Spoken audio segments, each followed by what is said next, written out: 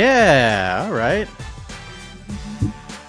Listen to the victory horns. Listen to the motorcycle outside somebody's That's me. house right now. That's you? Yep. People are rushing home to get to their computers, to get to their screens for this program, the UFC Vegas 98 post-fight show, as the UFC's long-awaited return to the world's most famous apex is officially in the books, and Brandon Royval gets it done, pulls off the upset, cashes a plus 240 ticket in the process, and he defeats Tatsuro Taira in just a super fun main event. What a fight it was. Flyweights, everybody. Flyweights. Congratulations to Brandon Royval. Tatsuro Taira was on the losing end of the split decision, but proved he belongs at the top of this division. And we have lots to discuss when it comes to UFC Vegas 98. Thank you for joining us. I am Mike Heck, and back with us in Atlanta, the fantasy MMA guru himself, the man who just is racking up the points. He is Jed Meshew, Mr. No Gray Area himself. Jed, how's the fantasy team doing? RIP my fantasy team. Look, I'm playing the game the right way. So I can look myself in the mirror. I can hold my head up high. I'm going about this honorably. Some other contestants are very much not going about this honorably, and they drafted people that you've never heard of because they lack honor, whereas my team is all hitters. And through a cruel twist of fate, the only people who are like actively scoring points on my team are people that I hate drafted, that I really didn't want to draft, but was like, I guess I'm going to do it because why not? So yeah, Tatsuro Taira, you didn't let me down because that was an unbelievable fight, but I had hoped. I had big dreams for us, and they will be deferred. Another dream deferred, Mike. It was a fantastic fight.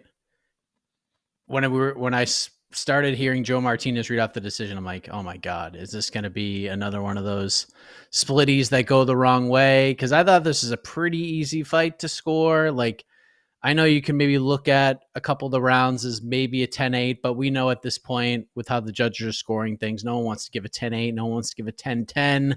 No one wants to take that risk. So we knew we were going to get a bunch of 10-9s.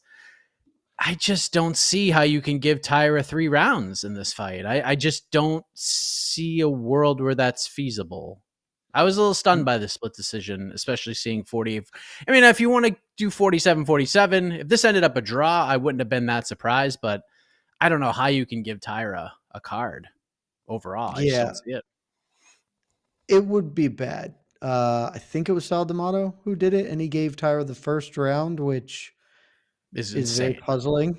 Very, very, very puzzling. I thought that, like you said, this was pretty straightforward to score who won rounds, and pretty clearly Brandon Royval won 3 rounds, Tatsuro Taira won 2, and then the only discrepancies that I think are reasonable are how you want to score those rounds, how many points got awarded, because my scorecard is extremely different from most people's, as has kind of become the case.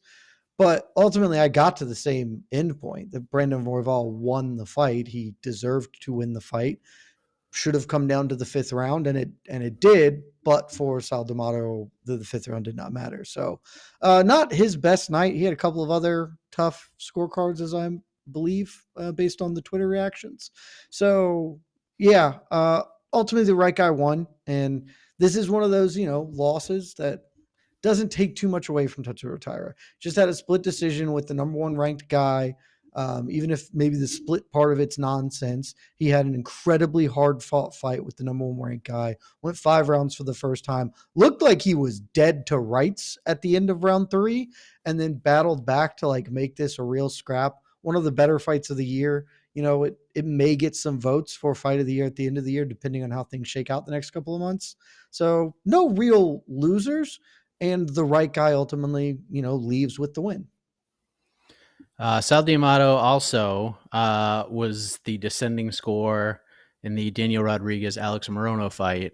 The one guy to score for Alex Morono gave Morono rounds 1 and 2, which was certainly a scorecard. I mean, I think we could say that a lot about Sal D'Amato, but perhaps we'll talk about that one a little bit later on. But this reminded me of, I was thinking about one specific fight we talked about on a post-fight show, and then it hit me. It's not exactly the same, but it's a little bit different.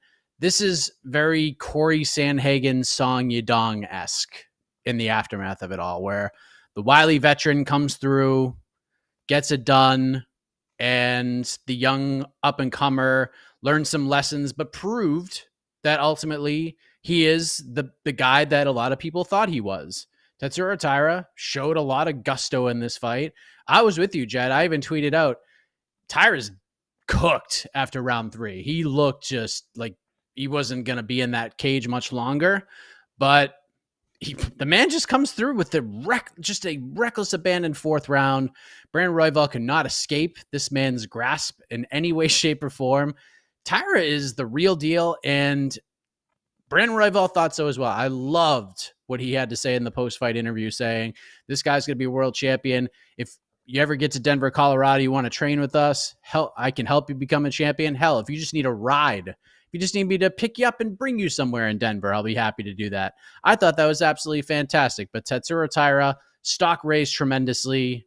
What else can you say about the young man, Jed? No, man, like, this is not everything you wanted to see. I thought his striking was very, very poor today, frankly.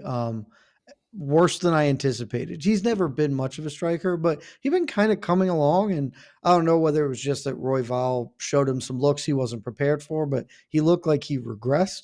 We knew the things that he does well. And this is a little bit on Brandon Royval too. Royval let him back in that fight. And we were talking about it in Slack during the fight. Like, Royval has always been a bit of a suspect fight IQ guy. And that was really on display here, as after round 2, when he spent the entire round completely stuck, like Taira almost immediately gets the back body lock, puts in the body triangle. We're just there. His corner comes back and is very clear to him, very clear-headed. Hey, you're too much for this kid on the feet. No more kicks. We don't really need to be doing the kicking thing anymore. Just beat him with your boxing and go to guard. If he does get you down, we're moving to guard. You can play from there. Don't give up your back for any reason. And he says, yep, okay. And he comes out, and in round 3, he is clubbing Tatsuro Taira to death, and then ultimately makes kind of a wonky little mistake and gives up his back. There's that. I don't remember if that was the time he went for the armbar and that led to it, or if that came in a later sequence. Going for that armbar from the back was an insane maneuver at that point in time. And then round 4, he immediately kicks. Taira just runs him to the fence, and then he does I'm going to spin to my back to break hands. And I get that, like, that's the meta of MMA currently, is you want to give your back up along the fence, break grips, and clear to space. Well, the moment he did that, Taira hopped onto his back and drug him back down. And his corner's like, what the hell are you doing, man? Like, he let Taira back in this, and credit to Taira. He took it. You opened the door? Yes, please. I will happily walk in.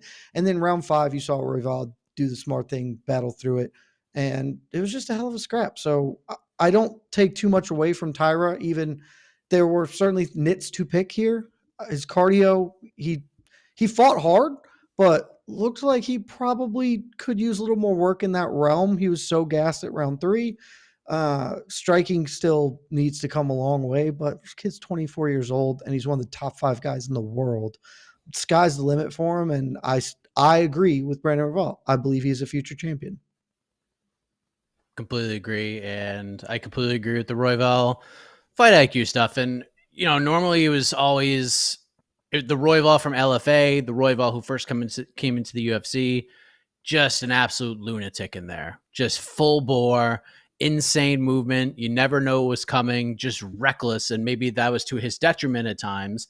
He's somewhat toned that down a little bit.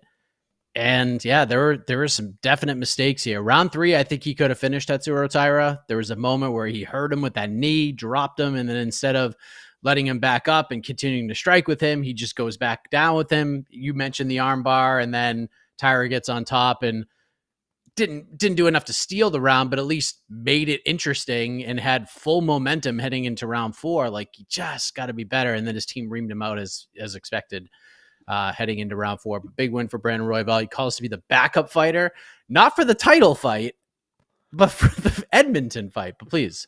Well, he did both, but the funniest part of the whole fight was coming back to the corner after round 4, and before his coach is even saying, Royval's like, I know, like, because he knows they're about to get on his ass for fucking up. And he's like, I know exactly. Like, I know where we're at. I got it. It's 2-2. I screwed up. I'm sorry. I'll be better. And I was just like, yeah, man. Like, you had 4 minutes of being body triangled to be like, I screwed up here. That's a mistake. So it was very funny. But yes, he called for multiple backup fights, actually. Multiple backup fights, yes. Because all I heard was the Edmonton one, and then I had to write up the recap of the actual fight. So after he calls the Edmonton one, he then says, and at 3:10, I'm flying out to wherever that one is or whatever. I'll be there for that one too. I deserve to beat. I've beaten everybody in the top 5. I'm the baddest dude in this division. Yada yada. So is he next, regardless of what happens with Pants and Asakura, or does he need Asakura to win? He doesn't necessarily need it. I think he needs Brandon Moreno to beat Amir Albazi. If Brandon Moreno beats Amir Albazi, I think Royval is probably ahead of Moreno right now, particularly if Pants wins. I think they would go to that fight over another Pantoja Moreno fight, but maybe not. I think it is the classic. We talk about this all the time. I believe that Brandon Royval is in the classic situation of be ready because the next shot's going like Kaya Sakura is functionally getting this title shot because his timing is the best right now. The UFC never does this. They never do and we talked about it on BTL this week. I was like, they're not going to give him a title fight because they never give title fights this way. And then 2 days later, I'm a dumbass. But because they don't have anyone else to do it. Like it was supposed to be Mikhaev, but we just didn't re-sign him because we're mad at him. And so now there's not another name to throw in there. We've already booked the rest of this out. Guess you're up, buddy. And that's fine. Hardcore fans will be into it. I'm not saying it's bad, but he's not getting this because he quote unquote earned it. He's getting it because his timing's right. And I think the next guy up is going to be the exact same situation. Whoever is ready when the moment calls and they need it is going to be the guy who gets it. What a year for the flyweight division. If I asked this to Casey during the People's Free Fight show, if I told you in January that Pants' 2 opponents in 2024 would be Vinny Sig, Steve Erceg, and Kaya Sakura, you would have thought I was insane. You would have probably called for my job at that point. Probably had conversations with the higher ups, being like, "I think Mike's a little nuts." 20,000 odds for that to be the case. Yeah, unbelievable. But yep, Brandon Royval, availability is your best friend. Remember that. It's 2024 heading into 2025. That is the new golden rule when it comes to earning title shots, especially at 125. MMA fighting fans rejoice. The Iron Turtle gets the victory over Brad Tavares in the co-main event. Started a little scary. Tavares dropped him real fast, but Iron Turtle gets it done. Chidi Njokuani now 2-0 at 170. Called for a chance to be a top 15 guy. Don't think that's happening. I would assume Jared Gooden's UFC career is probably in jeopardy at this point with Contender Series going on, missing weight, and then just having a pretty dreadful outing, if we're being honest. Grant Dawson, dude, just mauled poor Rafa Garcia, who came back after around a 2-year layoff. TKO, ground and pound, nasty stuff, left him in a puddle of his own blood. I assume Grant Dawson will get a bonus, but we'll let you know if that is the case in a little bit. Cuts a tremendous promo afterwards, putting his wife over. Daniel Rodriguez gets a win. Ramazan Temirov gets a first-round finish. Pat Sabatini gets a first-round finish over Jonathan Pierce. Jed, Jonathan Pierce, good God. What has happened here? This man was on a rocket ship. He was winning fights, looking real good. Lost his debut to Joe Lozon, dropped to 45, looked like a world beater. Was supposed to fight Bryce Mitchell at one point. Fight never comes to fruition, gets hurt, and now getting finished in the first round by Pat Sabatini, who I picked in our staff picks, and you cashed a bet. So did I, and I cashed a bet on him. It's terrific. I didn't see this fight at all. I saw nothing of it. I was doing our live blog and covering the Beterbiev Bivol fight, which if fans want to ask questions, we'll talk about, when we're done talking about the old cage fighting. And I looked up from it and they were already moving on. And I was like, what just happened? It's like, oh, he tapped him immediately. Sick. Yeah, fight started and he jumped on his back. And that was pretty much the beginning of the end. No surprise, we have our fight of the night. It is the main event, Brandon Royval versus Tatsuro 50 points. Taira. Let's go. So there you go. and we'll keep you posted on the performance bonuses as they come. Temba Garimbo gets another win against Nico Price, who just looking shot at this point. I believe that's the kind of man tough to who's getting watch. his walking papers. Yeah. I mean, he had some very exciting moments, some crazy ass finishes, but sometimes Father Time just catches up with you. And shout out to you. You did the thing. You did the thing. It's Robbie Lawler. You knew your job. You did your job, and we'll love you forever for it, Nico. Junior Tafa and Sean Sharaf ends in a second round finish with some weirdness, a little bit of cheaty cheat going on, but doesn't matter in MMA. Doesn't matter in the UFC. He did the right thing. Cheating. It's not cheating. We have to quit saying it's cheating. It's not cheating. Because when you cheat, you get penalized. So if you're not getting penalized, it's not cheating. That's operating within IQ. You're operating within the acceptable rule set of MMA. Yeah. Now that's rules. Good fight IQ. Good fight IQ shown in that fight. I was hoping that fight honorable fighting, but it's great fight IQ. It's great fight IQ, especially at this point. But man, I wish that fight went to the third round because it would have been some of the funniest stuff we've ever seen. Julia Pilastri gets a win over Corey McKenna, who doesn't care if your parlay got busted. Cody Haddon, nice win over Dan Arquette. If you had Corey freaking McKenna in a parlay, we need to talk. You screwed up a long time ago if Corey McKenna was the linchpin to your parlay.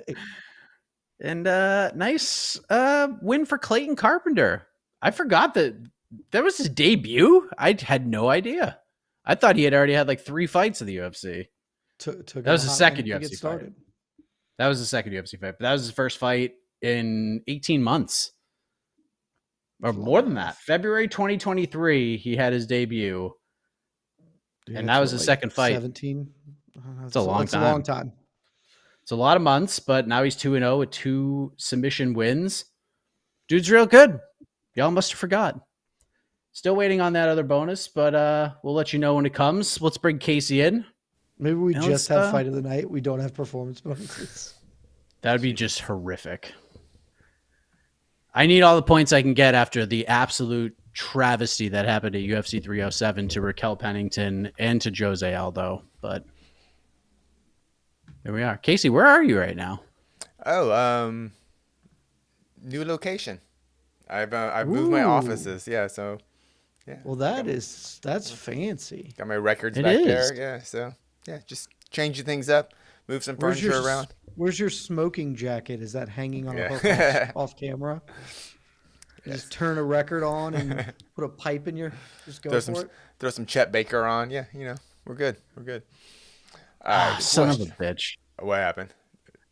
Grant Dawson did not get a performance bonus. I told you, Mike. You guys don't know this, so off air, like when we're in the green room beforehand, we're talking about the bonuses, and I'm doing like the fantasy upkeep scorecard, and Mike's like, Grant Dawson's getting 50. I was like, I'm going to pencil in my 50 points for fight of the night because I'm really sure they're going to do it. So you just go ahead and do that with Grant Dawson. I was like, Mike, I love this for you. I love the energy you have hoping for your team to get these points. Like who like honestly, Ramazan Temirov he beat the hell out of CJ Vergara. CJ Vergara knew his role. He was supposed to. So I'm fine giving him that. Clayton Carpenter, good for him. Very rarely does the curtain jerker fight, especially if it ends by submission. Carpenter got it. Clayton Carpenter got the other performance. I did not see which that I like. He did put him to sleep. They like submissions when they fall asleep. That's just because the guy doesn't tap. Submissions. They like to, text submission. That's on. If you're getting submitted, don't tap. Be a buddy and help the guy who's whooping your ass get an extra $50K. Clayton Carpenter needs, $10K needs to go to Lucas Rocha. Yeah, that's true. But see, here's the thing. The way I look at these bonuses is who are we going to be talking about on Monday? I can assure you we're not talking about Clayton Carpenter on Monday. We are going to be talking about Grant Dawson on Monday. Not just because of the fight, but the mic work as well. With that bonus, I feel like I got hosed a little bit. The dishonorable Shaheen Al-Shadi is in a really good position now. Especially with the news that Shavkat's fighting this year. Oh, my God. Oh, Mike, I forgot about that. Clubs around. He's getting the main event points. If he clubs around Bilal, it's a wrap. We're done. Yep, we're all cooked. It was a big day for Shaheen. Unbelievable. But back to Carpenter, I forgot that if you come from the Contender series, they'll push that a little more. So that's what my guess. Grant Dawson came from the Contender series. He did, but like a lifetime ago. That's like old Contender series, like this. Yeah, he's too old now. Series. That's like when Contender series contracts truly mattered. That's when you if you got one, you were the cream of the crop. Hey, there's a bunch of good guys coming off this season. I got a lot of a good season. High draft grades on guys this season. This is a better season than last year. That's for sure. I definitely believe it is a better season than last year. All right. Questions. I can't take my eye off Casey's new background. I mean, that just looks like a great place to hang out. Yeah. I feel like there should be a chessboard behind Casey, and it's just Casey playing against himself. He switches chairs. It is very well lit. It's very well lit. Yeah. So I have. It looks nice. I mean, this is. I don't know. Hang out. Come hang out. Come down to Gardena, California. Getting ideas for Command Center 4.0. Shout out to John Morgan, Mike. Grant Dawson was robbed, so he feels your pain. He knows. Yeah. If John Morgan says that should be 30 points. If it comes from John, it's 30 points. I'll give you plus the 300 you guys are going to give me for Jose Aldo getting 300 screwed. For Jose Aldo. It's their 330. All right, I want them. You're playing the game honorably, and it's not working out right now. You still got a lot of guys to compete, though. That's true. A lot of real estate left. When does the fantasy league go to? Until when? End of the year. End of the year. We're playing out the remaining UFC events of the year. Haven't decided if next one is going to be we do a full year or we do like a half and half. We do a 6 month split. We've got some time, but it'll be one of those two. Can you imagine if Kai wins? Like no one even drafted him. Nope. No one drafted there were a couple of like champions who didn't get drafted. Somebody did draft Marab, but no one drafted Bo Nickel. Yeah, and that was a mistake. That was just a whiff. I would have 100% taken Bo Nickel over Robert Whitaker. Yeah, that slipped through. Yeah, that one slipped through. Yeah, I just didn't think about him. But also, it's not honorable. You know, I want to be fighting. I want to be drafting people who are fighting like top 15 people. You know. God, the Alessandro Costa one really hurt. What a great start that was. That was a sneaky pick. He was fighting a top 15 guy, so it was honorable. It was an honorable move. That was an honorable pick. Honorable don't pay the bills. So bad he didn't get a bonus. God, that's insane. Tough scenes. All right. Don't say nice things about your wife, and you'll get a bonus. Oh yeah, in the promo. Great post fight though from him. Outstanding. Grant Dawson, let's be honest. I like Grant Dawson. I believe he's a very talented fighter, very good fighter. I can't pretend that I've ever really thought about him beyond the context of being like, oh, that's a guy who's going to need to win 30 fights in a row to get anywhere in the lightweight division. And now it's like, oh, look, there's a little bit of personality. There's something to attach to. There's a thing to remember as opposed to another grappling heavy decision win. Like he gets an impressive finish, has a endearing moment with his wife, also makes it a little funny, and then rips a mean promo on the rest of the division. A+ work. Way to go, Grant Dawson. That's how you turn your career around. He did the thing. That's how you don't have to fight Joe Selecki and Rafa Garcia, who are tough fights that nobody knows. And instead you might get like easier fights with people that people do know or whatever. Yep. I have a good one for on to the next one. I think I nailed it. Tony Ferguson? No. If he had called up for Tony Ferguson, the conversation would not be this positive. Upset by the thought that might happen. He did it before. He did it like a year ago. I was like, no, this is a terrible call out. He's shooting his shot. Didn't work, but he was trying. All right. Questions? All right.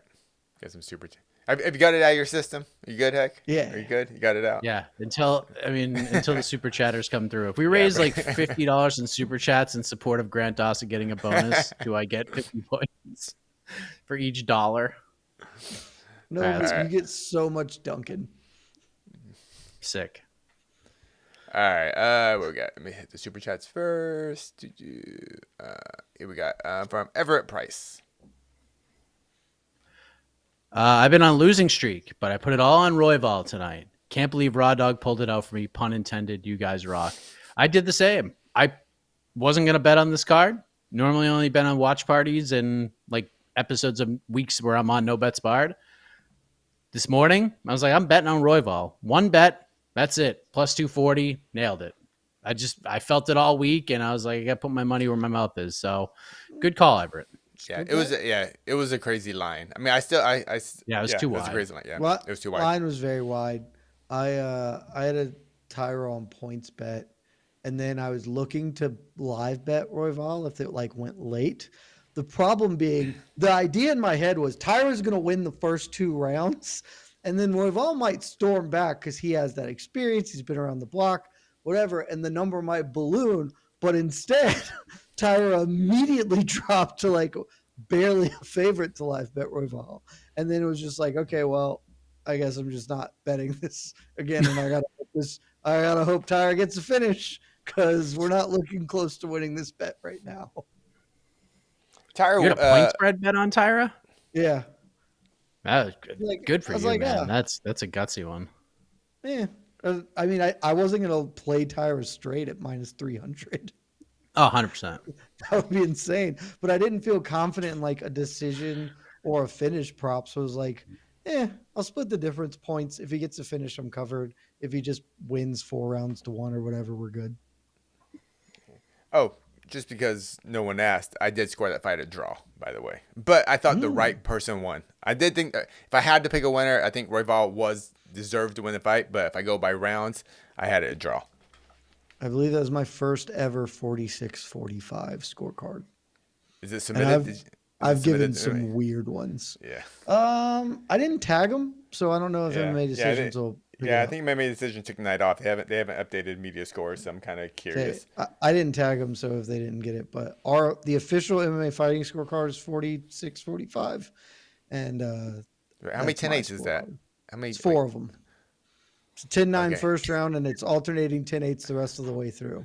Round 3 was going to be a 10-7, and then Taira bought it back to a 10-8 with the last minute there. Okay. That's incredible. That is a wild score. I like the way you score. It's consistent. It's consistent. I honestly feel fine about it. But like I did the 10-8 round 2, and then I was watching round 3. I was like, well, this is definitely more impressive than round 2, which was very impressive. Royval's killing him in there. This is going to be a 10-7. I was like, oh, Taira got this back. But like still the long term, the impact that was done to the fighter was substantially in favor of Royval there. It's like, okay, 10-8. And then round 4 was basically the same round 2 was. So that was a 10-8 again. And then round 3 was on its way to being a 10-9 until Royval almost killed him again at the end. So I feel fine about it. I'm pretty pleased. That's how people should be scoring it. Liberally use them. Yeah. You're consistent. I respect that. I love it. I love it. You're consistent. All right. Here we go. Super chat from JD Felt. I see a super chat I'm in love with. JD, Bisping seemed unable to give Tavares his moment. Not a great look. Thank you, Mike, Jed, and Casey very much for all of your consistent great work. This is a tough one to This is a tough broadcast to listen to tonight. It was not great. I did not listen to all of it. I also missed a lot of the early part because, again, I was doing the boxing coverage. My opinion on Dominic Cruz is pretty well known at this point. I just do not care for him in the booth. What was Bisping doing that was with regard to Tavares? Because I didn't notice anything. I'm not 100% sure either. Was it about Tavares? Tavares broke his record. Tavares breaking his record as the most middleweight fights, and then he was like, "Yeah, but I also have 5 fights at light heavyweight." Yeah. I mean, that is deeply unsurprising, but yes, like in a better world, he would have the humility to just be like, "Dude, that's awesome! What an incredible accomplishment for him. Hope he gets 25 more." And can move on, as opposed to kind of making it a pissing contest with a dude whose career he obviously has a better career than. Like no one is disputing who has a more meaningful and significant career. You are a Hall of Famer, and Brad Tavares will never be. So he probably could have stepped away, but that's unsurprising. It wasn't that off-putting to me. Yeah. I'm not the biggest. I know you're not big on Cruz, but actually, I enjoy Cruz's. I learn things when Cruz talks. I may not enjoy hearing it, but I know there's some things I definitely go, oh, okay, I like that. Honestly, with Bisbing, he's a good podcaster. I'm not big on him as a color commentator, but Bisbing's a desk guy. Like he's a desk guy. Yeah, that's it. Yeah. Like Anthony Smith is better in that role, I think. Cruz is good when Paul Felder is with him. Yes. Thank you. That's when Cruz shines his best, because Paul's not going to sit there and have a pissing contest with Dominic Cruz or anybody else. Like DC will and Bisbing will at times. But Paul Felder will just educate. And then Dominic Cruz will see that and he'll feed into that and will further educate. And when Paul Felder is giving his side of a sequence, and then Dominic Cruz is giving, yeah, you're right, but also it's the best you hear of Dominic. And yeah, it's tough. Yeah. It's the Bisbing Cruz combo is usually not that great. Agreed. I maintain that all commentators, frankly, across all sports other than play-by-play commentators, should have a 3 to 5 year max shelf life. There are no shortage of other fighters who would love the opportunity and I'm sure could excel. Because my issue with them is they all just distill into their like worst parts. And like, that's my issue with DC. I was never huge on DC early in his career, but like basically after the Thug Rose moment went like super viral, he just became that guy for like everything. And then like there was the whole, he really probably isn't studying or doing the work required for this anymore. And it's just all that, like all of the habits just kind of crystallize into like bits or whatever. It's like, just get new people in there. I think it would be fine to let some new blood give a shot, let them move to the desk, do some other stuff. But yeah. I honestly don't remember. I try to tune it out as much as possible, but was it the D-Rod fight where he landed like a flash takedown that literally had no impact on the fight because Morono got immediately back up to his feet, and then whoever said it was like, "Oh, that's huge." It was, and that's absolutely massive. Was it Cruz? It was Cruz at the end. He was like, "That's huge." Like, he already won the fight. He's already winning the fight over. Before that fight was also tough because the commentary made it appear that Alex Morono was just beaten, like dog walking D-Rod. And then at the end they were like, well, actually that second round was pretty good for him. It was like, yeah, the whole time. Like, could your eyes not see that Morono's face is busted up and you couldn't piece together that D-Rod is having a better round than he did in the first? And this is not just UFC or MMA. Like, this happened really bad in the boxing thing. And it happens just kind of broadly across thing. Commentators often get locked into a narrative and then they can't see past it. And they're just spitting that narrative as the narrative changes and it's no longer true.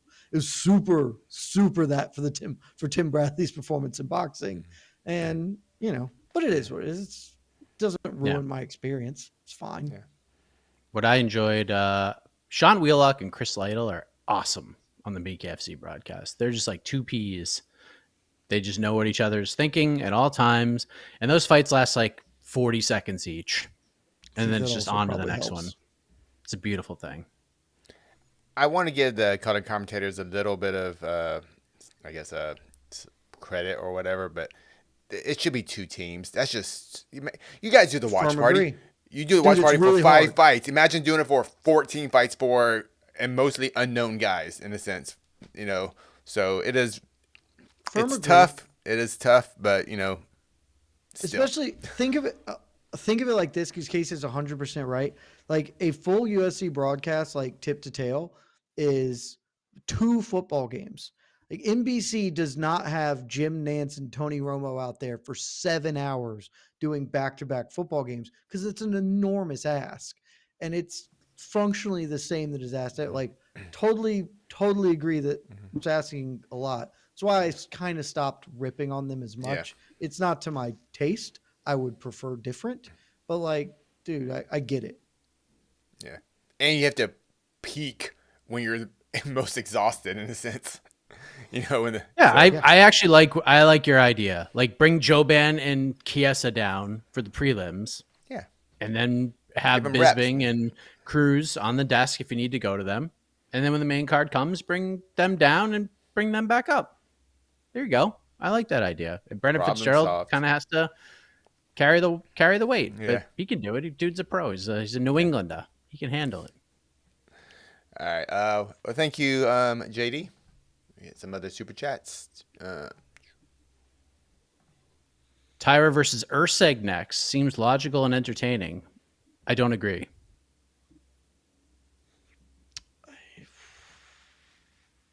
I don't know. I mean, I wouldn't hate that fight, right? It's Kai. It's KKF. Taira and Kai or Urseg and Kai? Taira and Kai. Okay, Taira and Kai. So just checking. I think there's no wrong way to eat this particular Reese's. I think you just... Urseg's lost 2 in a row. He just got finished bad in his last fight. And now you're just going to sacrifice Vinny Siggs to Tatsuro Taira? I don't like that. I am not certain you're sacrificing him to Taira. You might be. Interesting. I would pick Taira, but Vinny Siggs can grapple and is a much better boxer than Tatsuro Taira is. Again, I would favor Taira, especially if it's going to be a 3-round fight. But I don't care. Just throw him in there against any top 10 flyweight and let's have fun. This dude rocks. And he can just keep fighting top shelf dudes, and it'll be awesome.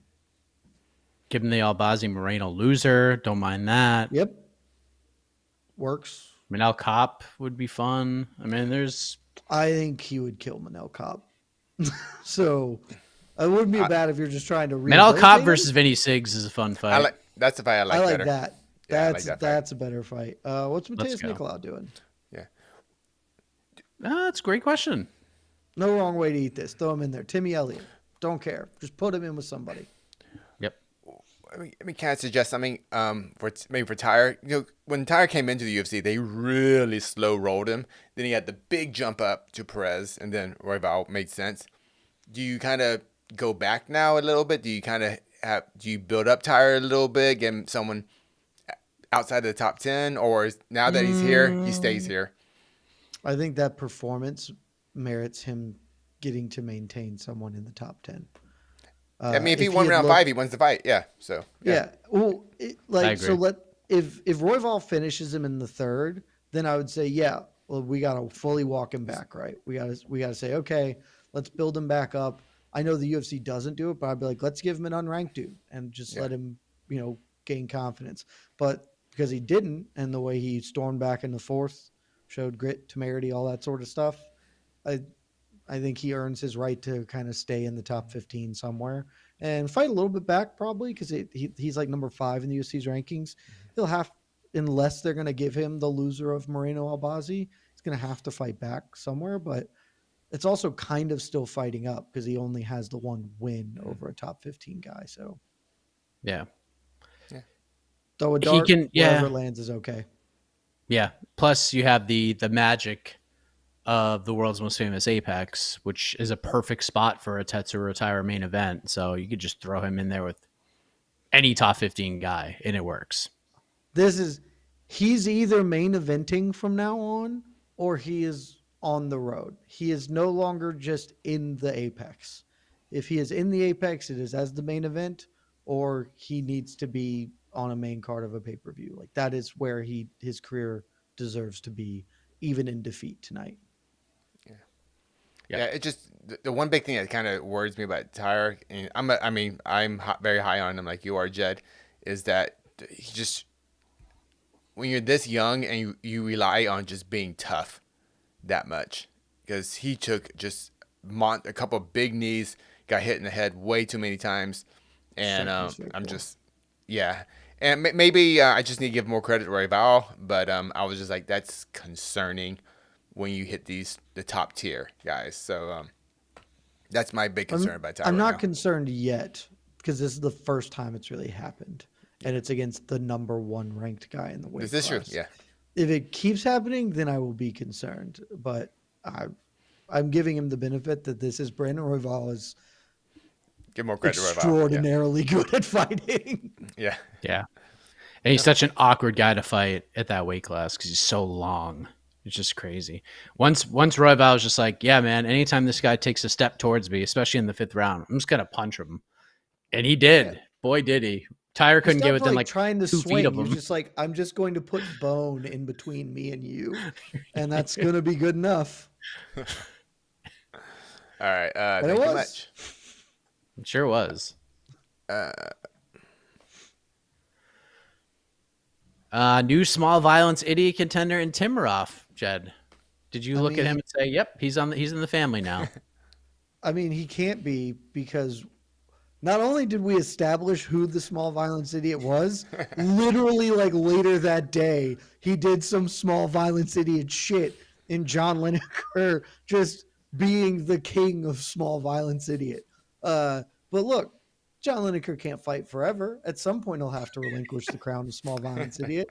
And when he does, we'll see if Timarov is still doing this. But this is a great debut. He's put his name, like, he's now on the registrar. You know, we know that he's submitted an application. We've got it in. We've taken that application. We've put it in the top desk drawer.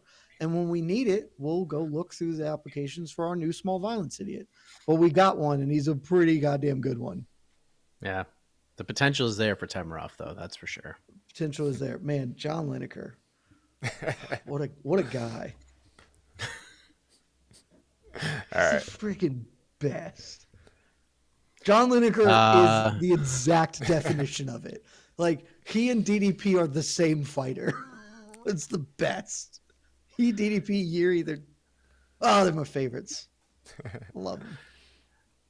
Vakidov, next fight. 205 Tafa equals no takedowns.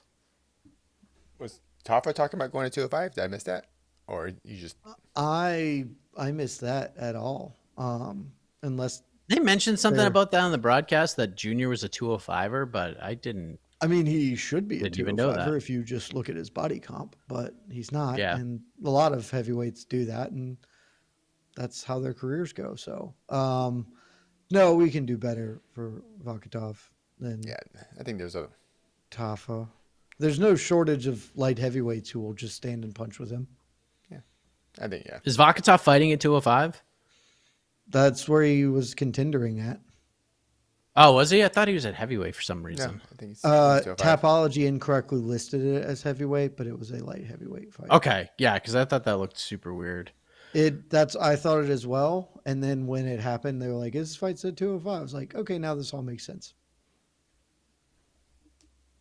There's certainly guys at 205 that would fit the bill. Plenty of them. Yeah, I think we got good. Look, got I good mean, numbers.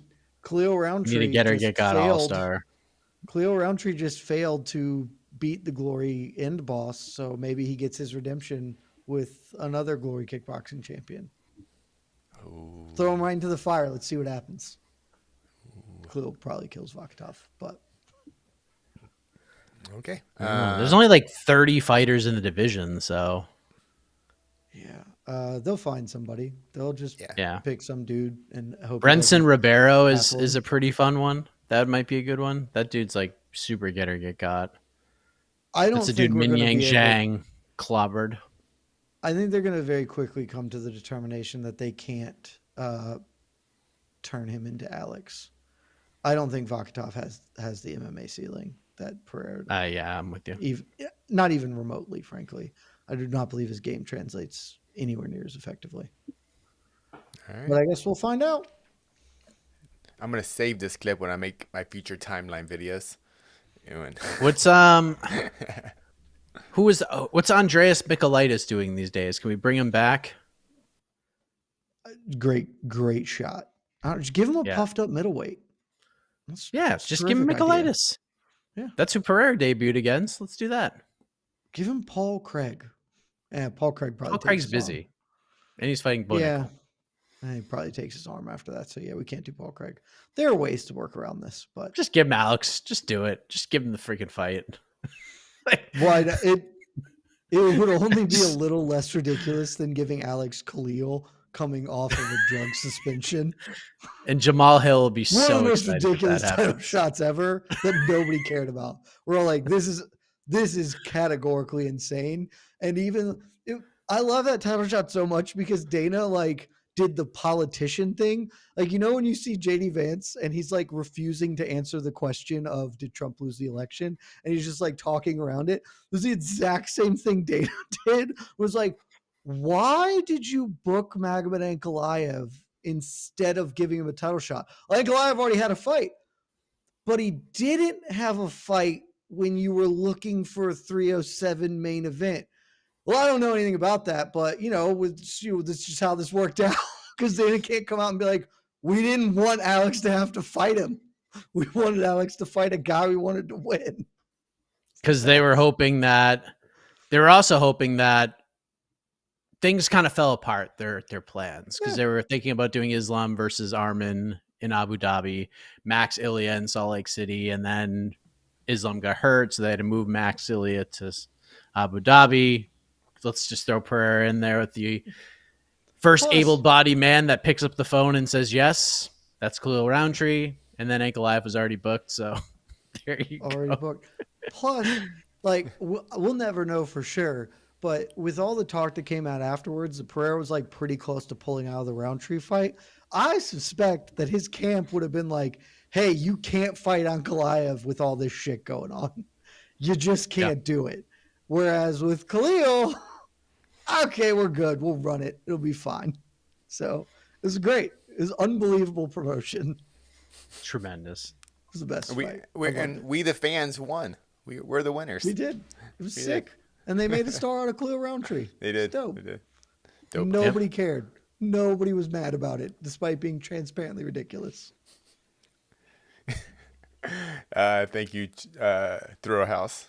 Our good friend, Akitas Jr. Which fighter would y'all be interested in stepping into the commentary booth that's not doing any TV-related thing now? Interesting. So, I mean, there are a couple of ways you can take this, right? Because do you want to do it for the lulz, or do you want, like, who do you think would actually bring like the best kind of color commentary to it? For the lulz. Because if I'm doing it for the lulz, I want Dricus du Plessis in there. I want him in there immediately. I want him in there just like vaguely talking shit about things. And then especially if he's in a 3-man booth and like, let's say he's in a booth with Dom and Dom's like, yeah, so, what you want to be doing is you want to be digging this underhook. And Dricus is like, that's nonsense. Who even thinks about doing that? Just hit him. Who cares? Just be like, yeah. Like Dricus's comment, I don't know if you guys saw this. Like, I saw that. Yeah. The best thing ever is like, all these people breaking down my fights. I'm not thinking about any of that shit. I'm just hitting dudes. It's the best. Like, he would be the funniest dude to put in there by a wide margin for me at this point in time. I don't think he'd be the best, but I would love that to happen. God, that's so funny. If you're looking for like the best, the thing, like, think about who Paul Felder is, right? Like, Felder is, like, he was never the best fighter, but he was a good fighter, and he was a very smart fighter, and like clearly studied the game a lot, spent a lot of time. Like, I think John Jones would be a terrible commentator. Corey Sandhagen. Corey Sandhagen is probably an exceptional answer for this. Yeah, Corey Sandhagen. Yeah. I was like, I know there's someone that's Corey Sandhagen. Yeah. I would say Alex Morono would be very good at this. I know he does some stuff. Pretty good. He does some stuff for Fury, but I don't think that counts as TV related stuff because it's not in the UFC. But that dude lives, breathes, and sleeps fighting. Like, he'll break down any fight you ask him to, and he remembers it, knows keys to victory for both guys off the top of his head. The dude is a savant when it comes to this stuff. He'd be tremendous at it. Marlon Vera would be great too, because you'd have to bleep him every fourth word, and that to me is kind of funny. Or you just throw in like a Jonathan Martinez, who Dominic Cruz will just say a bunch of stuff, and Jonathan will just be like, yes. Yeah. And just say one word, and I would get a kick out of that. Yeah. I feel like Calvin Cater could probably be pretty decent at it. Cater would be really good. Yeah. I know Angela Hill does stuff down in San Diego for Cage Fury or something like that. So Angela Hill is is good too. Yeah, she'd be good. Obviously, the second funniest person who's not Drickus is Yuri. Yes, that's what I was just gonna say. Is Yuri would be unbelievable for the lows? in the Yeah, booth. It would be the best. Honestly, like Paul Craig probably would be pretty decent. Yeah, like, and he's got enough personality to carry over too. It's like that's my one issue with Corey is I think Corey would be very smart, but he does not have a broadcast personality, so he might get kind of run over in there. He might kind of come off like Cruz does sometimes. Yeah, even though they're saying the right things, it just isn't. I don't know. There. I mean, if you really want the lulls, there's Boy? only one man. Wonder Boy would be very good. There's only one man you can call if you want all the lulls. You found it. It's the most obvious one. There would be no bigger talking point on a UFC card than this man doing color commentary, because it would be the same thing as watching the old Eagle FC cards when there were so many big names, but all you could talk about was one man and one man only. Triple C, baby. Just mispronouncing everybody's last names. I don't want to see that. But he would be he's awful. Oh, he's so bad. He should be great at it. He's terrible. Let's F it. Get Triple C out of there. Just hire Tito. Just put Tito in there. Get Tito do the in cage interviews again. Dude, Yuri DDP and Brennan Fitzgerald would be a dream commentary team for a fight night. Wow, Akitas Jr. Give me Tommy Aspinall. That's a good one too. That's a good one as well. All right. Man, we got so many super chats. We got to fly through these. I love it. Hold on one moment. Oh man, Yuri would be the best. Yuri would be sick. Yuri honestly might actually be better than Drickus. I don't know. It's pretty close. Hello from Tijuana. Mike, are you going to do Ariel's new song? Casey's still waiting on you. Jed, so more than one. Love you guys. I don't know what that means. I think new song. Am I going to produce a song for them? No, I will not be producing a song for them. And I think I put in my work for those guys. I've produced a couple of bangers for them. That's why they're uncrowned. You won't crown them. Mm-hmm. You won't crown them with a song. Can't. They want to create their own crowd, so I can't. I gotta let them. Do it by themselves. You know. All right. Thank you, Solar Clap. I can never say your name. Jfish, is Royval the most reliable fighter? He can co-main a pay-per-view title fight or headline a random fight night. He's the chicken and the rice of the UFC. I mean, Alex Pereira exists. Not a champion. No. I mean, the entire narrative of this year has been, look at how Alex is saving them. I get what you are kind of putting forth here, though. And look, Royval made the very ridiculous claim that he's the most underrated fighter in the UFC, which is nonsense because he's literally the number one ranked guy in his weight class. So it's hard to be underrated there. But I do think, broadly speaking, he is extremely valuable in a way that maybe a lot of people don't recognize because of this sort of thing. Every fight other than the Pantoja rematch has been a banger. He's got personality. He'll fight anyone. He'll fight at the drop of the hat. Like, he's exactly the sort of promotional asset you want to have on your roster. Absolutely. Thank you much. Let's talk about this. DTM Jet, if Leon versus Bilal was the leafy greens of MMA, what does that make Jones versus Stipe? I love that. This is easy. I already used this analogy previously when I stumbled upon it, and it's very simple. So shout out to Patrice O'Neal, who I'm stealing this paraphrase joke on, and it's very simple.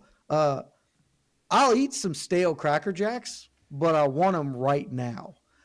You can't make me wait for stale Cracker Jacks because then I don't give a shit. This fight is stale Cracker Jacks. A year ago, when they were freshly, oh, look, I found some stale Cracker Jacks. You want some? Yeah, sure. Stick my hand in the box, eat a couple. It's fine. Then you're like, oh, here's some stale Cracker Jacks. You want these in a year? I do not. And that's what this is. This is a stale Cracker Jacks of fights. It's garbage, and we shouldn't be putting it into our bodies. We should not consume this fight. Boom. All right. Yeah. Stale Cracker Jacks. I like it. Stale Cracker Jacks. What's Bilal versus Shavkat? Steak. If you don't like steak, I don't know what. A steak salad? Steak salad. You still have the salad, but Bilal's still... Steak's good for you. But is Bilal still the salad? Or is Bilal steak? No, because it doesn't matter. Shavkat's matter anymore? involved. We're good. Okay. Yeah. This is the rightful matchup, and it's the man. Shavkat's going to make this fun, so steak. All right. Thank you, Mitch. It's not a cheeseburger, it's not like delicious in the same way, but it's hearty and filling and good. Yeah. All right, gotcha. Might have to dig around the edges to get the best pieces of it, but it's going to be good when you find it. Hey, Jed, was Royval weaponizing his cardio? He wasn't. He I don't think either of them were. Honestly, the more I think about the fight, the less I think Taira gassed, and the more I think he just got hurt. Yeah. And that's why he looked beat to shit. Because he came out at the round of 4, and I think Bisping even noted it. I thought he was gassed out, but I'm impressed with his recovery. Maybe that's true, and maybe that is what it is. He just given him the minute on the stool, he got himself back, and he's that kind of a cardiovascular athlete, right? He just needs a little bit of recovery time, and then he's good. But I mostly think that because also Royval didn't put a pace on him. So even by the stupid term of this, Royval was not whipping his ass. The pace was both men doing it. So no. I also hate this because it makes me think of Dare to Be Great. And I'm now ironically using Dare to Be Great. And I am so certain that I'm going to use it enough ironically that it's going to seep into my actual verbiage and I'm going to hate myself. I can already see this coming. I told AK today I dared to be great on something. I was like, God, it's starting. It's starting. We had so many cliches today, this week on our shows. It was incredible. So many of them. You know what he weaponized? He weaponized his punches. Yeah. Weaponizing punching. Yeah. And his knees. Yeah. I didn't see problems with Taira's cardio. He just got hit a lot, and getting hit apparently makes you tired. So yeah. Studies have shown. Yeah. Research shows. Let's talk about this. We haven't mentioned this yet. We've been waiting for it. Thoughts on Beterbiev getting the decision over Bivol? I gotta say, Jed, I did not watch this fight. I was unfortunate. Casey, did you watch this at all? No, I didn't see any of it. So this is all you. I highly recommend you both watch it. Oh, okay. Is really, really fun fight. Awesome. Your mileage is going to vary depending on how you feel about the decision, and it was not epic in the way that I think it was built to be, but it kind of also was. It was very tense the whole way through. There were huge momentum swings. Basically after the first 2 or 3 rounds, it just started going back and forth and back and forth. It was an awesome fight. I scored it a draw, and I think that draw would have been the best score because I think everybody could have been comfortable with that. No one would have felt hard done by. I don't think it's not a robbery because the fight was exceedingly close. 6 of those rounds are total toss-ups. So basically you can kind of go either side. The thing that gives it an icky feeling other than the attendance of Ramzan Kadyrov is the 16-12 scorecard is for Beterbiev is very sus. That was a very, very close fight. 16-12 makes it a little icky, but they're going to run it right back. They both said in the ring, I'm happy to do it again. Their post-fight press conference said so. Turki Al-Sheikh was like, we want to run it back. A lot of backlash to the decision. I think the backlash would have gone either way, honestly, just because it was so competitive, but a really, really fun fight where the dynamic was functionally Beterbiev can hit the shit out of him. Like Beterbiev is just far more powerful than Bivol, and Bivol had to really walk this like razor thin line between playing the matador, moving around the cage, but also having to stand his ground at points. Otherwise, he would just get run over by Beterbiev. And so it was a terrific performance by Bivol.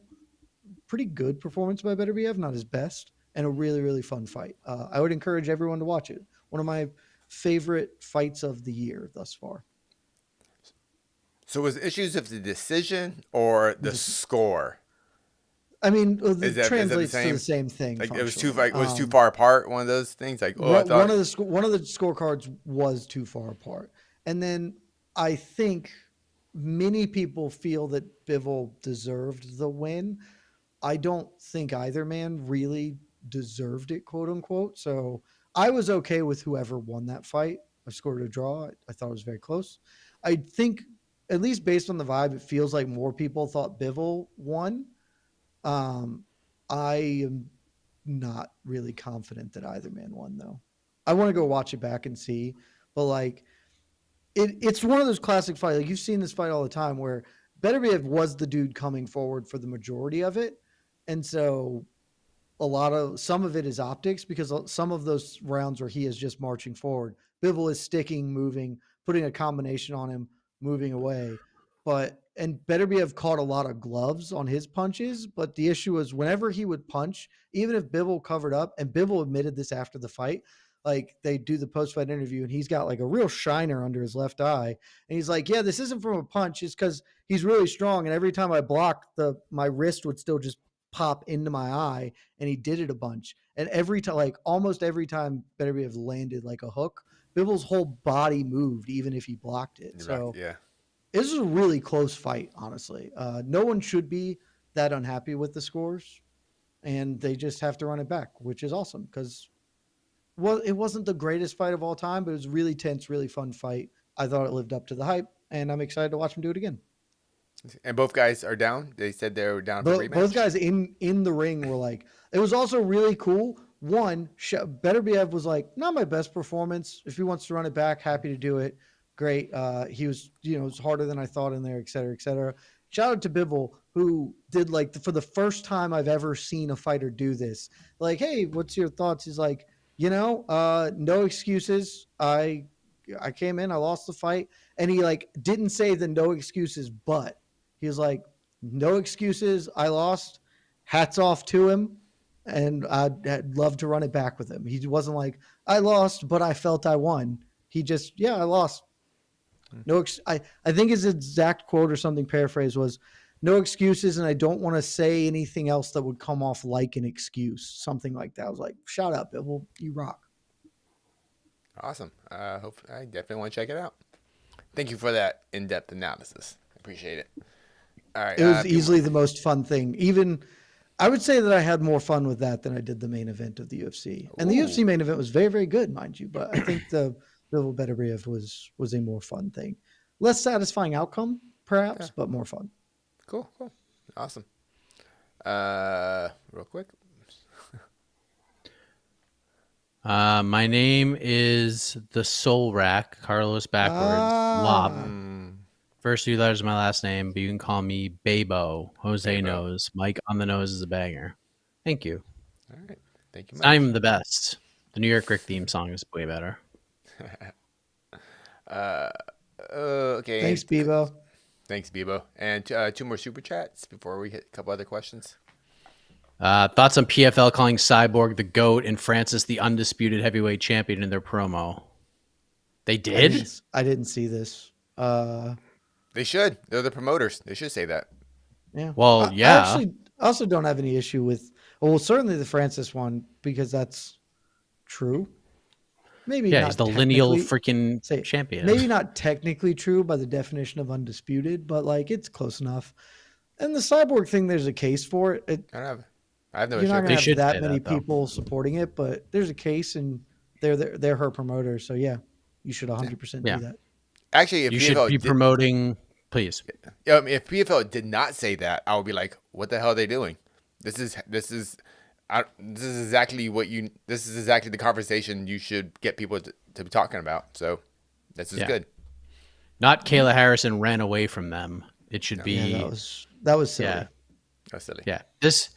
And the whole Francis thing is we're promoting this to like like Dean talked about on BTL. We're promoting this to a casual audience that does not exist for you guys.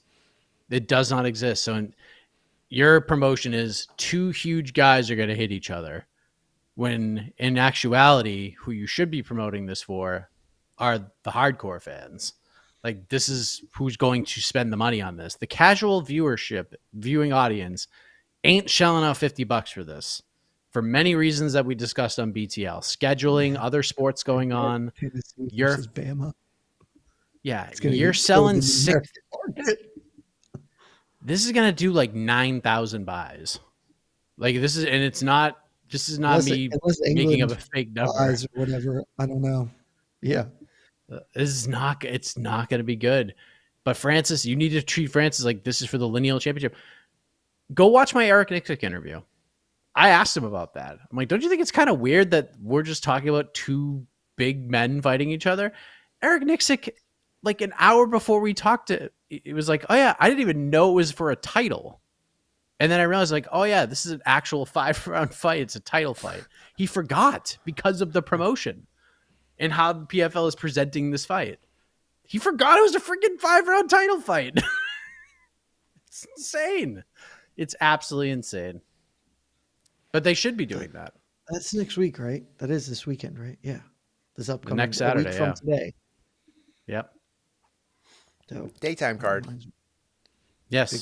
So back-to-back weekends with daytime cards. So is PFL during the day, and then there's a UFC Apex card. Vegas 99, baby.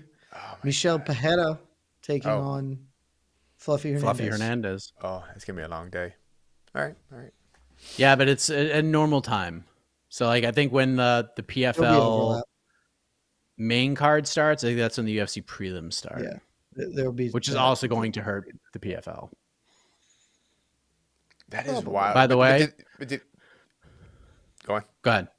Oh, I was like, you have the greatest heavyweight in the world fighting, coming back to MMA, but some Apex prelims might hurt it. You know what I mean? Like that's. I mean, you're right. It's just weird to say that. You want to know why? Because people are going to flip through their screens, and they're going to be like, "Oh, two huge guys fighting each other, MMA," and then there's a UFC card with people I don't know. Let's see what let's watch the big guys fight. Oh, $50? Nah. Yes. UFC guys that I don't know. Oh, it's free. I already have ESPN Plus. We'll just watch this. Okay, we're good. That's gonna hurt them. But really, you know what? We made an executive decision as a website. Next Saturday won't be a full on one, but we're gonna do a little watch party for the PFL card.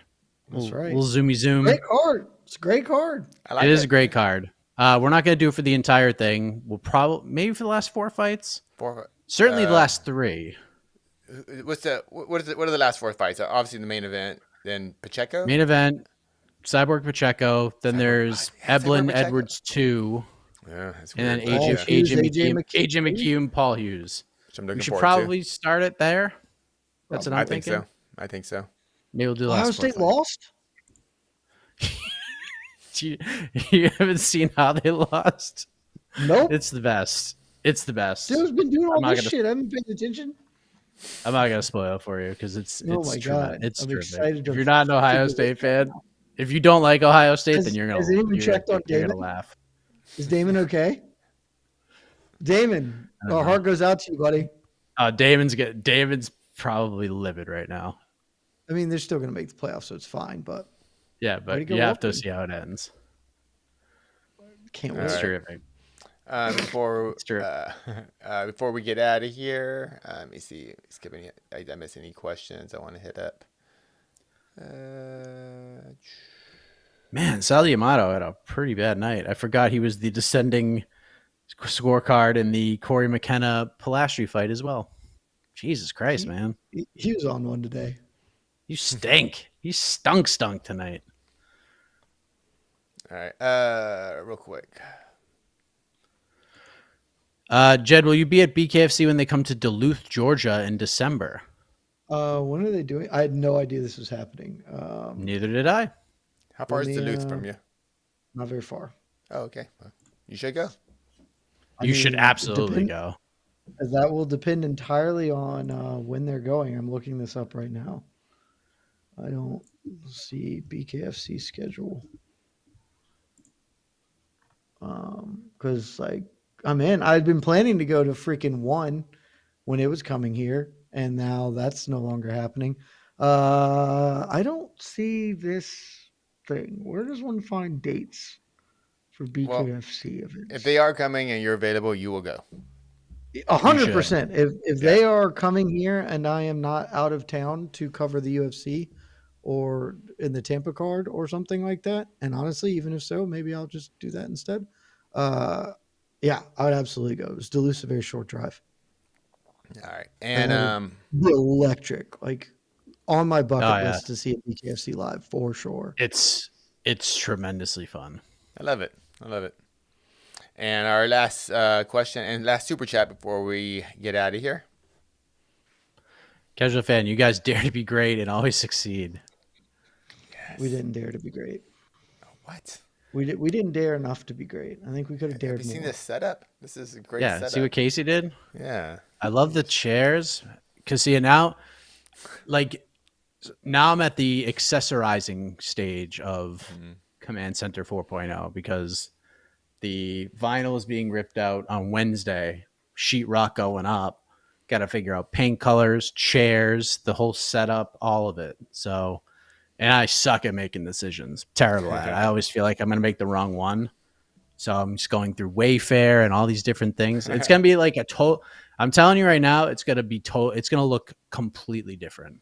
This real wooden wall is going to be gone. We're not even going to, it's going to be a thing of the past. I've seen the look for it. It's pretty sick. Yeah. Now we just have to put the pieces together. The space is tremendous. Now we just got to finish her off. It's going to be wonderful. Exciting times. Exciting. We good, gentlemen?